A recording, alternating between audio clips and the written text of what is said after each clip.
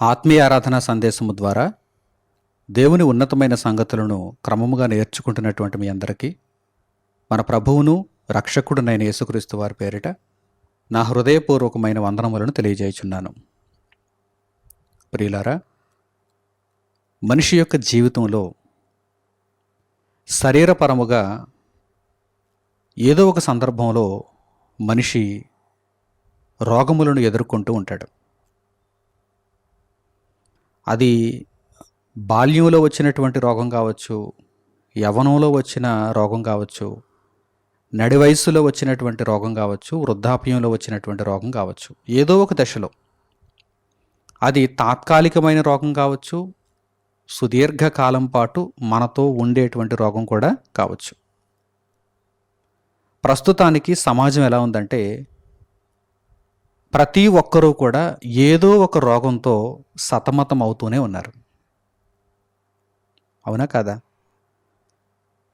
ప్రతి ఒక్కరూ కూడా, మనుషులలో ప్రతి ఒక్కరూ కూడా ఏదో ఒక రోగంతో, అది చిన్న రోగం కావచ్చు, పెద్ద రోగం కావచ్చు, అది తీవ్రత తక్కువగా ఉన్న రోగం కావచ్చు, తీవ్రత భయంకరంగా ఉన్నటువంటి రోగం కూడా కావచ్చు.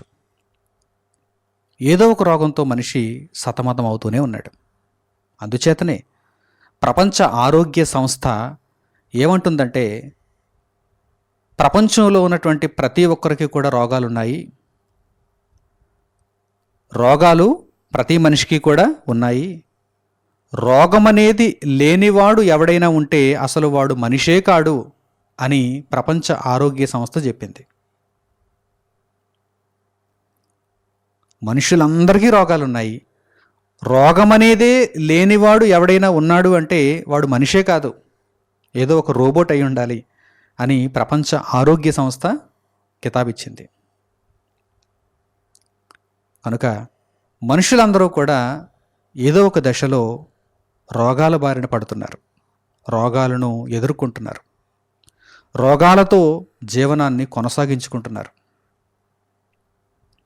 అయితే ఈరోజు మానవ జీవితంలో మనిషి కలిగి ఉండేటువంటి ఒక ఘోరమైనటువంటి వ్యాధిని గూర్చి మీకు పరిచయం చేస్తాను. ఇప్పటి వరకు మీకు తెలిసినటువంటి వ్యాధులేంటి? క్యాన్సర్ అనేది ఒక వ్యాధి, టీబీ అనేటువంటిది ఒక వ్యాధి, డయాబెటీస్ ఒక వ్యాధి, కిడ్నీలు చెడిపోవటం ఒక వ్యాధి, లివర్ చెడిపోవటం ఒక వ్యాధి, గుండెపోటు అదొక వ్యాధి. ఆలోచిస్తున్నారా? ఇప్పటి వరకు మనుషులందరికీ తెలిసినటువంటి వ్యాధులు ఇవే. అందుచేతనే ఏదైనా ఒక ఆసుపత్రికి మనం వెళ్ళినప్పుడు ఆ ఆసుపత్రిలో స్పెషలిస్టులు ఉంటారు, కొన్ని డిపార్ట్మెంట్స్ ఉంటాయి. గుండెకు సంబంధించినటువంటి డిపార్ట్మెంట్, ఊపిరితిత్తులకు సంబంధించిన డిపార్ట్మెంట్, కిడ్నీలకు సంబంధించిన డిపార్ట్మెంట్, రక్తమునకు సంబంధించిన డిపార్ట్మెంట్, ఎముకలకు సంబంధించిన డిపార్ట్మెంట్, చర్మమునకు సంబంధించిన డిపార్ట్మెంట్, కళ్ళకు సంబంధించిన డిపార్ట్మెంట్. చూసారా? అనేకమైనటువంటి డిపార్ట్మెంట్స్, అనేకమైనటువంటి వైద్యులు, స్పెషలిస్టులు. వారు ఫలానా స్పెషలైజేషన్లోనే రోగాలకు వైద్యాలు చేస్తారు. మిగిలిన వాటితో వారికి సంబంధం లేదు. వారి వరకు వారి స్పెషలైజేషన్స్లో ఏవైనా రోగాలుంటే ఆ రోగులకు మాత్రమే వారు ట్రీట్మెంట్ చేస్తారు.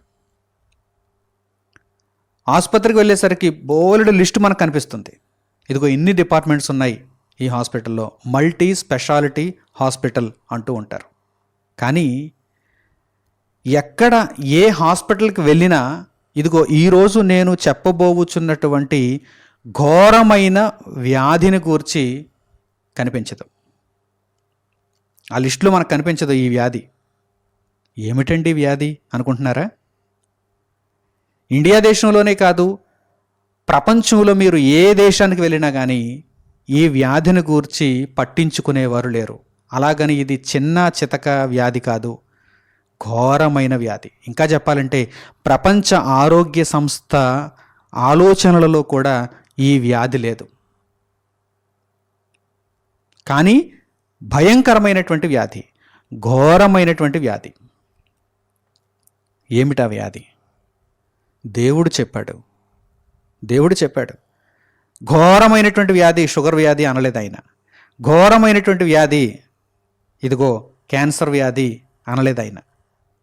ఘోరమైనటువంటి వ్యాధి ఇదిగో కిడ్నీకి సంబంధించినటువంటి వ్యాధి అనలేదు ఆయన. ఘోరమైనటువంటి వ్యాధి గుండెపోటు అనలేదు ఆయన. మరి ఏమిటి ఆయన చెప్పినటువంటి ఘోరమైన వ్యాధి? పరిశుద్ధ గ్రంథంలో ఉంది. ఈ వ్యాధి అందరికీ వస్తుందట. ఈ వ్యాధి బారిన అందరూ పడిపోతారు. వ్యాధికి స్వస్థత ఉన్నది, వ్యాధి బారిన అందరూ పడేటువంటి అవకాశం ఉంది. అందరూ పడిపోతారు, మరలా స్వస్థపరచబడాలి. అంత ఘోరమైనటువంటి వ్యాధి ఇది. చూద్దామా? మనుషులందరూ ఈరోజు ఎదుర్కొంటున్నటువంటి ఈ ఘోరమైన వ్యాధి ఏమిటో తెలుసుకుందాం. ఈ వ్యాధికి స్వస్థత ఏమిటో గ్రహిద్దాం.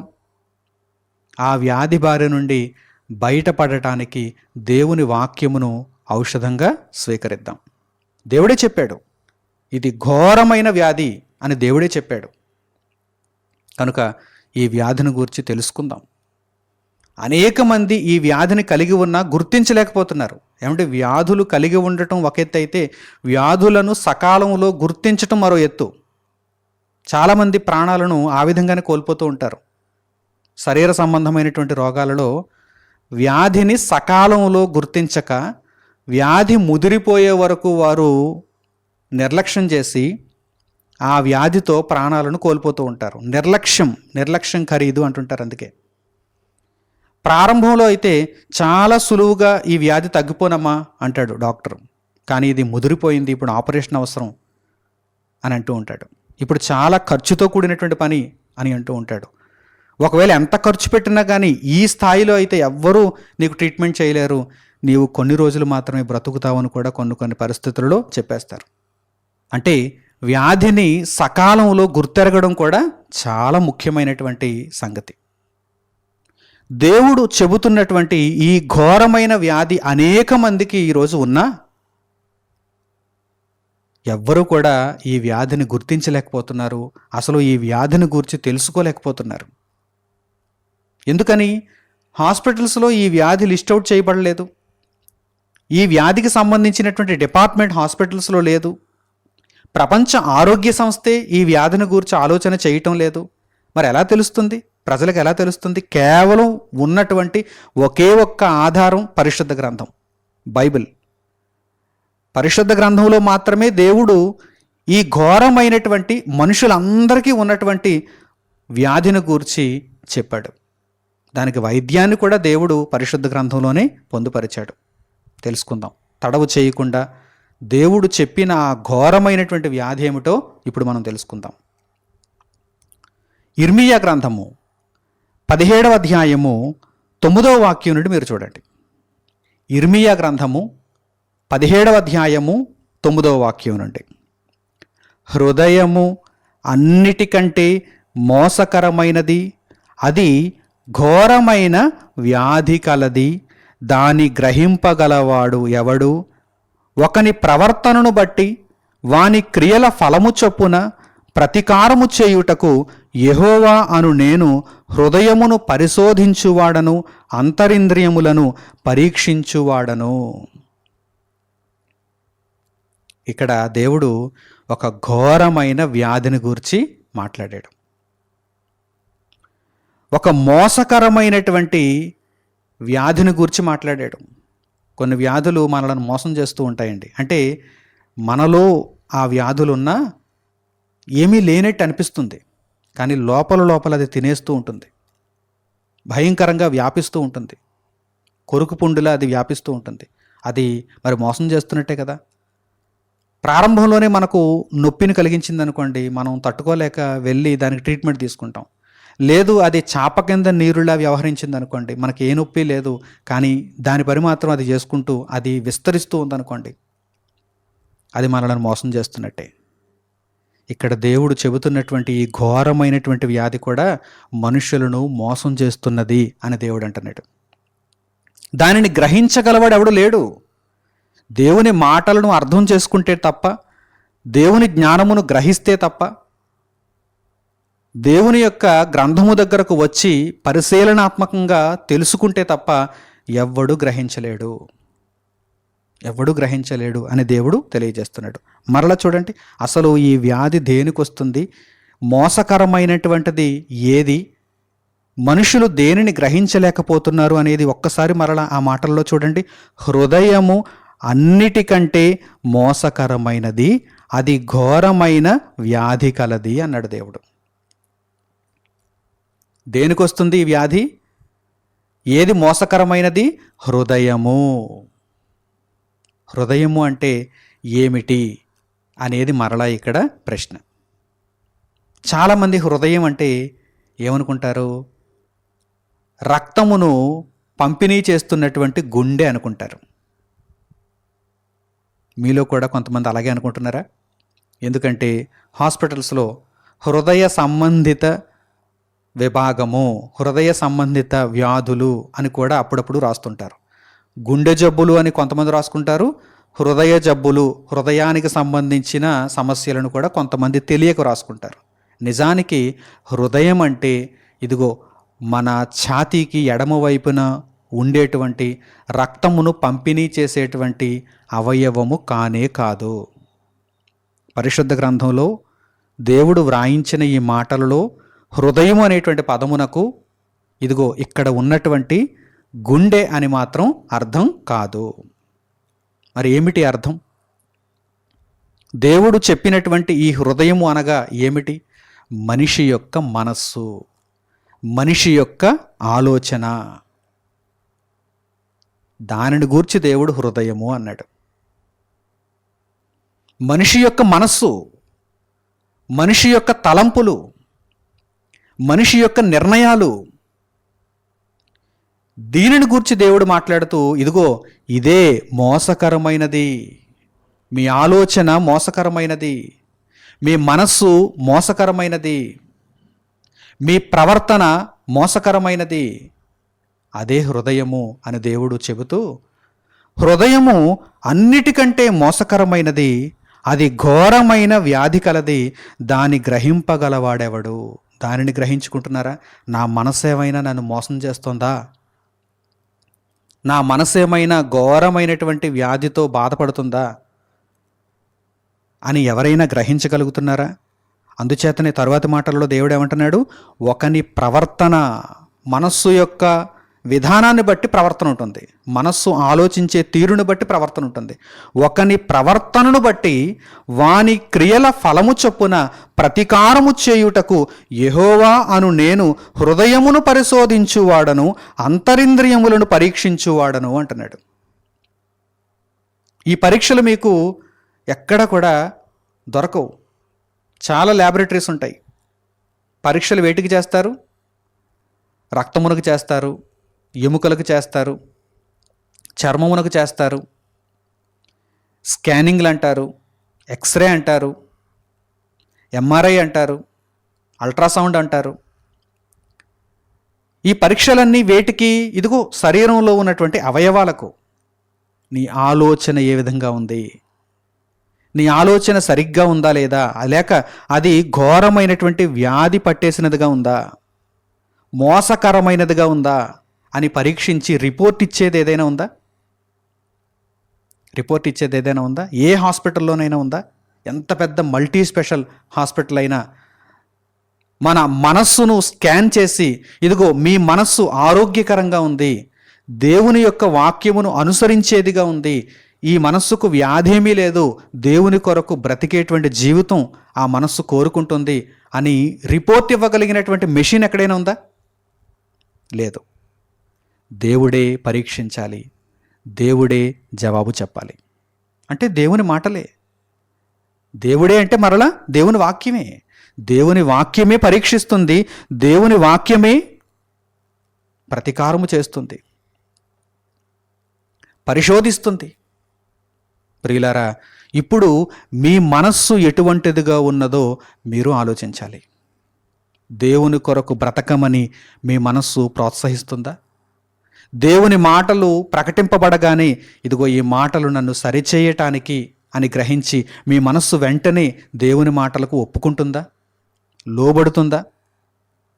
దేవుని చిత్తమును నెరవేర్చటానికి మీ మనస్సు ఆరాటపడుతుందా? లేక వద్దు వద్దు వద్దు, మనము లోకమును అనుభవించాలి, ఇంకా చాలా సమయం ఉంది, మనము లోకానుసారంగా జీవిద్దాం, మన ఇష్టాన్ని మనం నెరవేర్చుకుందాం, ఏదో పైకి భక్తి కలిగిన వారి వలె నటించాలి కనుక ఆదివారం మనము సమాజంగా కూడుకుందాం, చెప్పింది విందాం, తోచింది ఇచ్చేద్దాం, ఇంటికి వచ్చేద్దాం, మన ఇష్టం మనది, మన కార్యక్రమాలు మనవి, మన సంతోషాలు మనవి అని ఒకవేళ మీ మనస్సు ఏమైనా మిమ్మల్ని మోసం చేస్తున్నది అంటే ఘోరమైన వ్యాధి పట్టేసిందనమాట. ఘోరమైన వ్యాధి పట్టేసిందనమాట. అలా కాకుండా దేవుని కొరకు బ్రతుకుదాం. దేవుని మాటలు స్వచ్ఛమైనవిగా ఎక్కడ ప్రకటిస్తున్నారో వాటిని విందాం. ఎవరు ప్రకటిస్తున్నారో వారు చెబుతున్నప్పుడు విందాం. మన యొక్క బ్రతుకును సరిచేసుకుందాం, దేవుని వాక్యమునకు లోబడదాం అనేటువంటి మనస్సు ఎవరిలో అయితే ఉంటుందో వారి మనస్సు శుద్ధమైనది, ఆరోగ్యకరమైనది, వ్యాధి నుండి బయటపడింది అని అర్థం. లేదు ఈ వ్యాధితో ఉండిపోతే నష్టం ఏంటండి అని ఒకవేళ మీరు అడుగుతారా? ఘోరమైన వ్యాధితో ఉంటే నష్టం ఏంటి? గుండెపోటుతో ఉంటే గుండె ఆగిపోతుంది, చచ్చిపోతాం. కిడ్నీలు పనిచేయకపోతే మనం రక్తాన్ని సరిగ్గా ఉంచుకోలేం, రక్తశుద్ధి జరగదు, కనుక దాని వలన కూడా చనిపోయేటువంటి అవకాశం ఉంది. ఒక లివర్ చెడిపోతే ఆహారం సరిగ్గా జీర్ణం అవ్వదు, దాని వలన కూడా చనిపోయేటువంటి అవకాశం ఉంది. ఒక క్యాన్సర్ వస్తే చనిపోయే అవకాశం ఉంది. మరి దేవుడు చెప్పినటువంటి ఈ మనస్సుకు సంబంధించినటువంటి ఘోరమైన వ్యాధి ఉంటే నష్టం ఏంటి అని అడుగుతారా? బ్రతుకు ఛిద్రం అవుతుంది. దేవుని వాక్యమునకు భిన్నంగా బ్రతుకు వెళుతుంది. దేవుని దృష్టికి మీరు అన్యాయము చేసిన వారుగా కనిపిస్తారు. దేవుడు ప్రతీకారము చేసినప్పుడు మీరు శిక్షలోనికి వెళ్ళిపోతారు. మీ బ్రతుకునంతా కూడా పూర్తిగా శిక్షలోనికి పంపిస్తుంది, దేవుని ఉగ్రతలోనికి పంపిస్తుంది. అందుచేతనే దేవుడు దీనిని ఘోరమైన వ్యాధి అన్నాడు. ఏమంటే క్యాన్సర్ వచ్చినా కానీ మీరు ఎంతగా భయపడవలసిన అవసరం లేదండి. మరలా దేవుని కృపచేత నేను దీనిని జయించి గట్టెక్కాలి అనేటువంటి ఒక నిరీక్షణతో మీరు ఉండొచ్చు. ఒక షుగర్ అటాక్ అయిపోయినా కానీ మరలా నేను ఎలాగోలా దేవుని కృపచేత బలమునొంది జీవిద్దాం అని ఒక ధైర్యాన్ని మీరు తెచ్చుకోవచ్చు. ఒకసారి గుండెపోటు వస్తే, ఒక స్ట్రోక్ వస్తే ఏదో వైద్యులు బాగు చేశారు, ఒక స్టెంట్ వేశారు, లేకపోతే ఏదో ఒక వైద్య విధానంలో గుండెను మరలా పనిచేసేలా చేశారు, ఇప్పుడు నేను మరలా చక్కగా దేవుని కొరకు బ్రతకచ్చు అని మీరు ఒక మంచి నిరీక్షణతో ముందుకు కొనసాగచ్చు.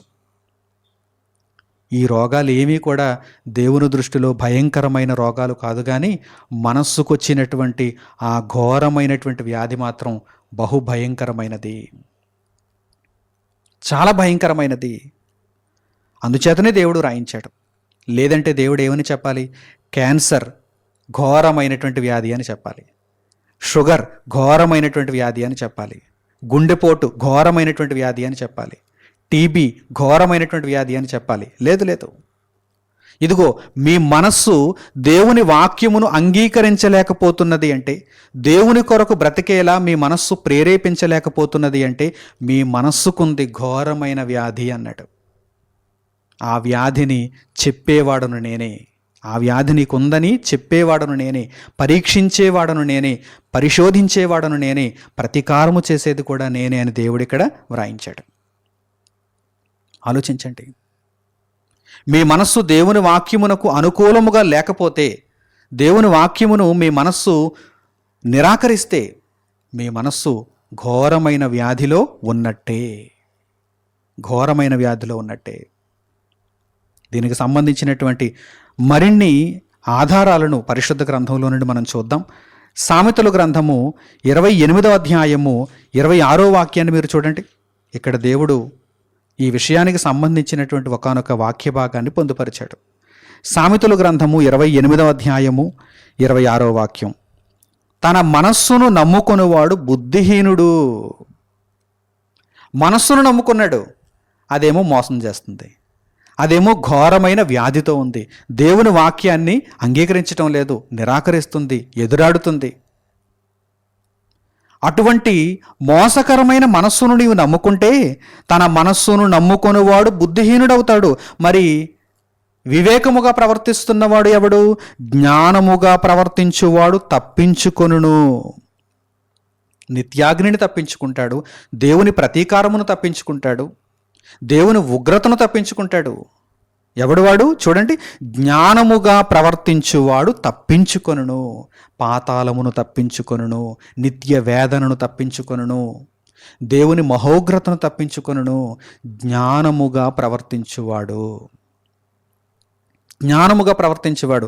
ఏది దేవుని జ్ఞానం ఎక్కడుంది, దేవుని ఆలోచన ఎక్కడుంది, దేవుని మనస్సు ఎక్కడుంది? నా మనస్సు కాదు, నా మనస్సుకు నేను పగ్గాలిస్తే నన్ను మోసం చేస్తుంది అనేటువంటి భావన ఈరోజు ఎవరిలోనైనా ఉందండి?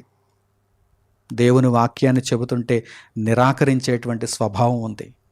నాకెందుకు ఇలా చెబుతున్నారు, నా ఇష్టం నాది అంటున్నారు, నాకు అనుకూలంగా చెప్పండి అంటున్నారు, నాకు మేలు కలిగేటట్టుగా చెప్పండి అంటున్నారు. అంతే తప్ప దేవుని ఆలోచన ఏంటి, దేవుని మనస్సు ఏంటి, దేవుని వాక్యము ఏ విధంగా నాకు బోధింపబడాలి అనేటువంటి విషయాన్ని వారు పట్టించుకోవటం లేదండి.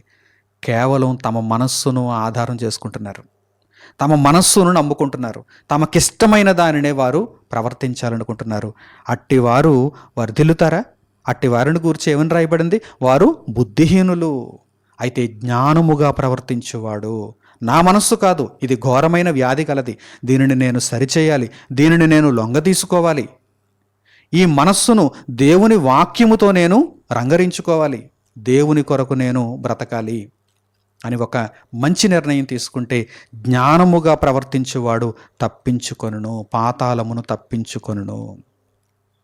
అలాగే సామెతలు గ్రంథము 3వ అధ్యాయము 5వ వాక్యాన్ని కూడా మీరు చూడండి. ఇక్కడ కూడా ఈ సందర్భానికి సంబంధించినటువంటి వాక్య భాగం రాయబడింది. సామెతలు గ్రంథము 3వ అధ్యాయము 5వ వాక్యం, నీ స్వబుద్ధిని ఆధారము చేసుకొనక, నీ మనస్సు, హృదయము, నీ బుద్ధి, నీ స్వబుద్ధి అంటే శరీరము నుండి పుట్టినటువంటి బుద్ధి, శరీర సంబంధమైనటువంటి బుద్ధి. నీ స్వబుద్ధిని ఆధారం చేసుకోవద్దు. ఈరోజు ఏదో తాత్కాలికంగా నిన్ను నమ్మిస్తుంది, నీకు సుఖాన్ని ఇస్తున్నానని చెబుతున్నట్టుగా ఉంటుంది, కానీ అది ఘోరమైనటువంటి దేవుని ఉగ్రతలోనికి నిన్ను నడిపిస్తుంది. నీ స్వబుద్ధిని ఆధారం చేసుకోవద్దు.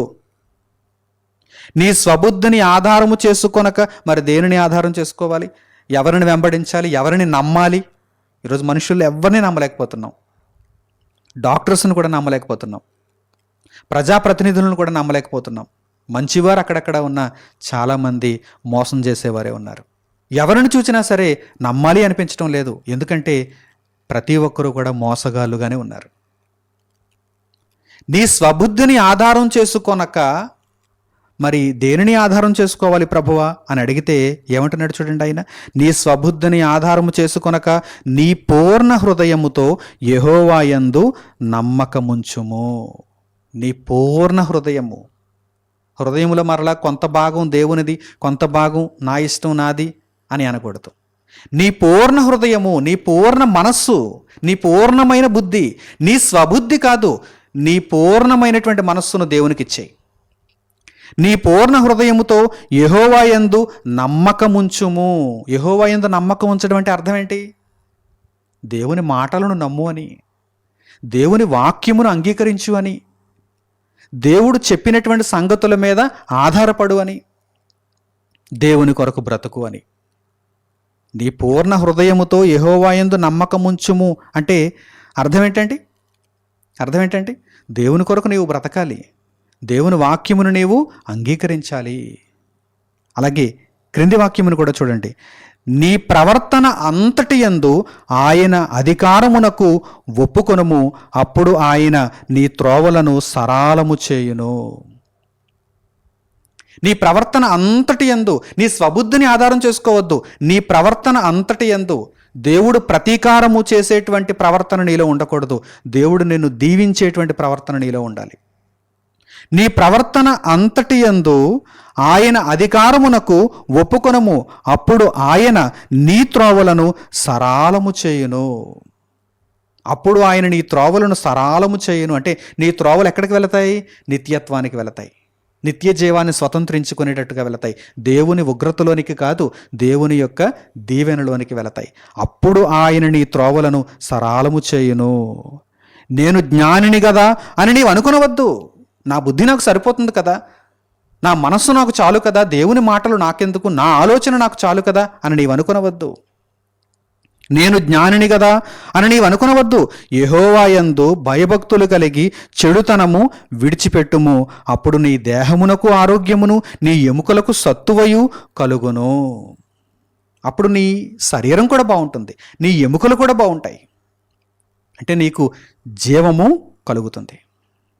నీలో ఉన్న శరీర సంబంధమైనటువంటి రోగాలు కూడా కొద్ది కొద్దిగా సమసిపోతాయి. అవన్నీ కూడా మాయమైపోతాయి. ఎప్పుడు?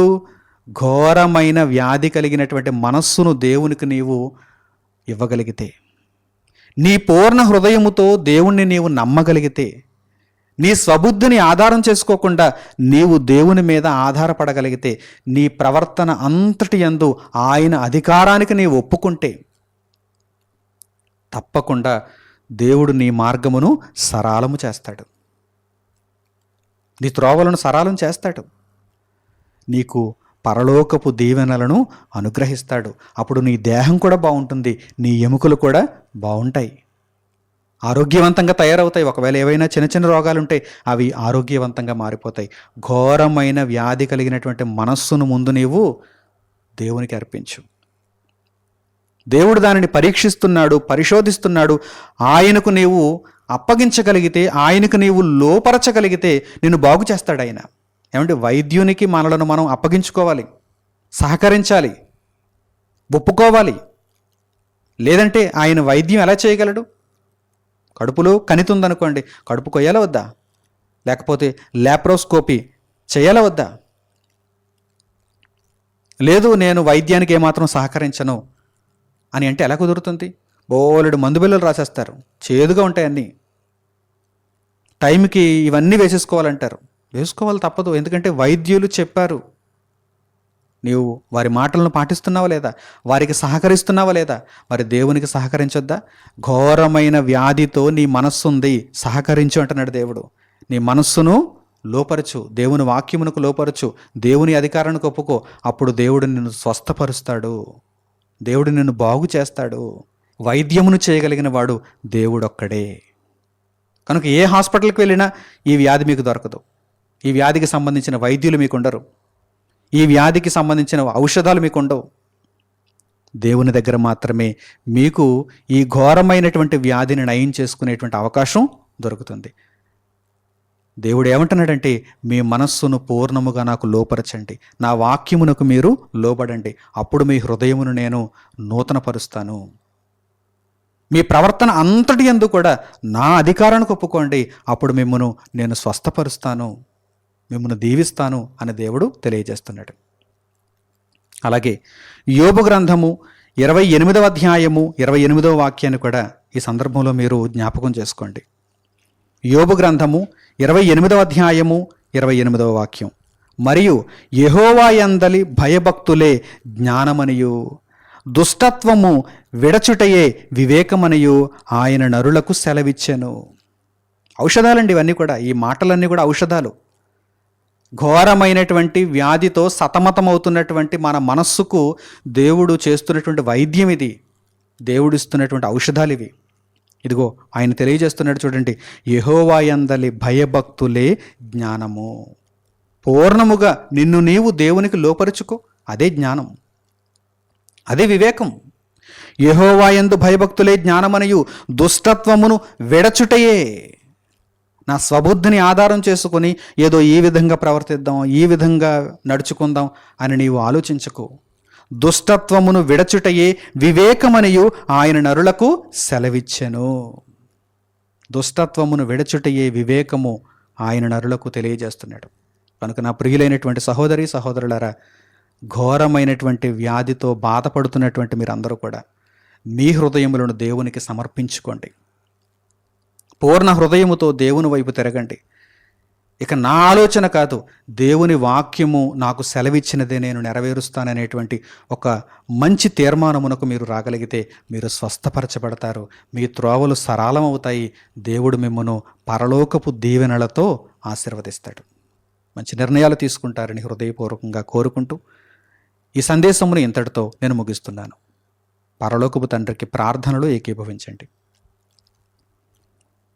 మహోన్నతుడును మహాకృపయు మహాకనికరమును కలిగిన మా దేవా, ఉన్నతమైనటువంటి మీ మాటలను ఒక వైద్యముగా, ఒక ఔషధముగా మాకు దయచేసినందుకు మా హృదయపూర్వకమైన కృతజ్ఞతాస్తుతులను మీకు తెలియజేస్తున్నాము. నాయన, ప్రపంచంలో ఉన్న ప్రతి మనిషి హృదయమునకు కలిగిన ఈ ఘోరమైనటువంటి వ్యాధితో బాధపడుతున్నాడు, మోసగింపబడుతున్నాడు. మీ మాటలను విన్న తరువాత మీ చిత్తమునకు లోబడాలనేటువంటి మనస్సుతో తన పూర్ణ హృదయమును మీకు సమర్పించుకోగలిగేటువంటి భాగ్యమును మీ బిడ్డలకు దయచేయండి. ఆ ఘోరమైనటువంటి వ్యాధికి మీ యొద్ద నుండి వైద్యమును పొందేలా, మీ మాటలను ఔషధములుగా స్వీకరించేలా వారి మనస్సులను మీకు లోపరుచుకునేటువంటి భాగ్యమును అనుగ్రహించండి. ప్రతి సందర్భములోనూ మీ వాక్యము చేత మమ్మను నడిపించుచున్నందులకు మా హృదయపూర్వకమైన కృతజ్ఞతలను మీకు తెలియజేస్తూ మా జీవిత కాలమంతయు యేసుక్రీస్తు ప్రభువు మార్గములో నడుచుకొనగలుగుటకు మాకు సహాయమునిమ్మని మిమ్మల్ని వేడుకుంటూ మా ప్రార్థన మనవులను మా ప్రభువును మా రక్షకుడునైన యేసుక్రీస్తు వారి పేరిట మిమ్మల్ని వేడుకొనుచున్నాము తండ్రి. ఆమేన్. అందరికీ వందనములు. సెలవు.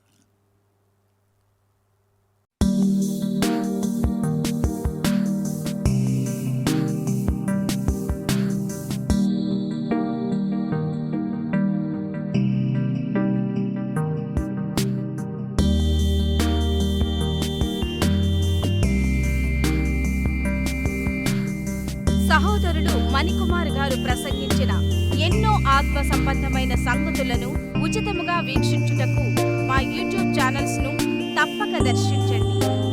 మా సమాచారమును ఎప్పటికప్పుడు తెలుసుకొని ఆత్మీయాభివృద్ధి నొందవలనంటే మా యూట్యూబ్ ఛానల్స్ ను సబ్స్క్రైబ్ చేసుకోండి. సత్వర నోటిఫికేషన్ల కొరకు సబ్స్క్రైబ్ బటన్ ప్రక్కనే ఉన్న బెల్ సింబల్ ను క్లిక్ చేయండి.